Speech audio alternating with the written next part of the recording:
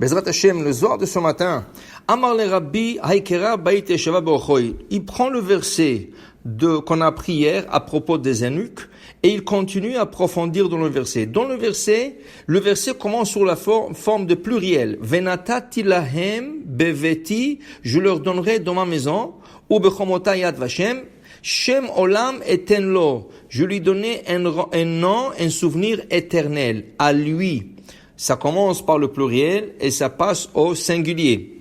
Alors, le Zohar a été posé la question, Rabbi Shimon Bar Yochai a été posé la question par ses élèves, qu'est-ce que la signification de ce verset? Alors, comme nous savons, dans chaque verset, il y a l'explication littéraire et il y a aussi l'explication cachée qu'on appelle le sod, la dimension cachée du verset. Ici, Rabbi Shimon Bar Yochai, il dit, Tahazé, viens, je t'explique, ça parle d'une maison.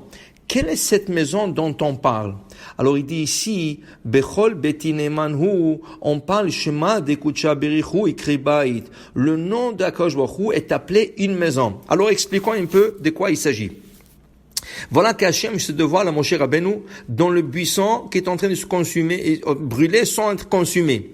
Et Hachem lui dit, Zeshmi le alam, Zezichri le dordor. Ça c'est mon nom à éternellement et ça c'est mon souvenir, le dor vador à toute génération. Le Mefarshim, le commentateur, nous font remarquer que le mot Le'olam, à tout jamais, est écrit Hasser, avec la lettre Vav qui manque. Comme si on l'avait lu Le'alam. Qu'est-ce que c'est Le'alam? Alam est la chant Le'alim, caché. Alors Hachem est en train de dire à Moshe Rabbeinu, je t'enseigne mon nom. Voilà comment il est écrit. Il est écrit sous forme de tétragramme. Yud, Ke, Vav, Ke. Mais tu peux pas le lire de la manière dont il est écrit. Alors tu l'écris Yud Ke Vav Ke, mais tu le prononces pas tel qu'il est écrit. Tu le prononceras sur le mot Amonai, qui est le nom d'Hachem. Alors il est écrit d'une manière, il est prononcé d'une autre. Maintenant, chaque fois qu'on mentionne le nom d'Hachem, il y a une kavana spéciale en mentionnant le nom d'Hachem.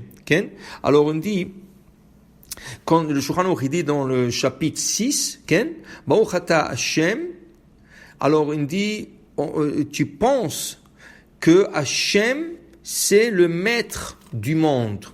Maintenant, il y a aussi, chaque fois qu'on mentionne le nom d'Hachem, il y a certains passages où le nom d'Hachem est ponctué d'une certaine manière. Alors, on explique. Regardez le Ashrei Yoshvei Betecha. Prenez un sidour, surtout le sidour israélien, vous allez voir que le Ashrei Yoshvei Betecha, chaque fois qu'il y a le nom d'Hachem mentionné, il est ponctué d'une manière différente. Alors, on doit y penser sans le prononcer. Le nom d'Hachem se prononce la même chose, Amonai. Mais, on doit penser sur une kavana différente chaque fois qu'on mentionne d'Hachem. En plus de ça, la Hamida, par exemple.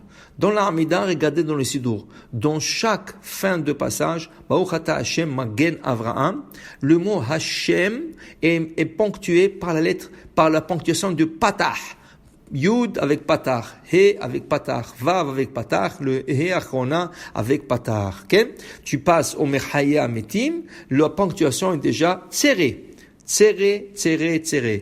Baruch Ata Hashem Ha'el HaKadosh, la ponctuation devient différente, et ainsi de suite pour le 19 bénédiction de l'Amida.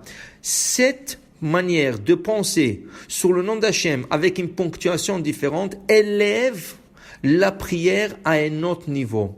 Aussi, quand il y a un ta'am, une conciliation sur le mot d'Hachem ou sur n'importe quoi, ça élève davantage la lecture et le nom d'Hachem.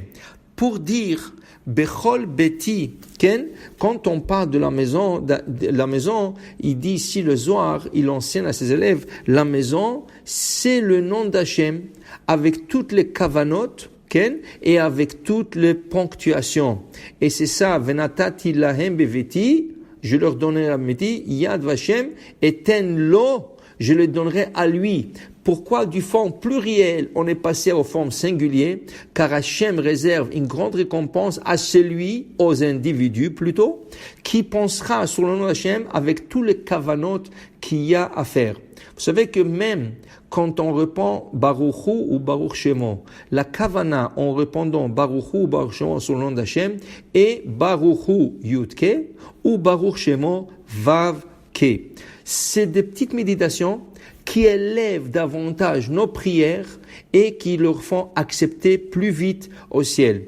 Pour dire ça, c'est la loyauté envers Hachem, que chaque fois qu'on mentionne le nom d'Hachem, on pensera sur une ponctuation ou sur une kavana, une méditation spéciale pour que le nom d'Hachem soit glorifié et Bezrat Hachem, ceci rapprochera la venue d'un Mashiach v'imra b'menu, Baruch Adonai le'olam, Amen ve'Amen.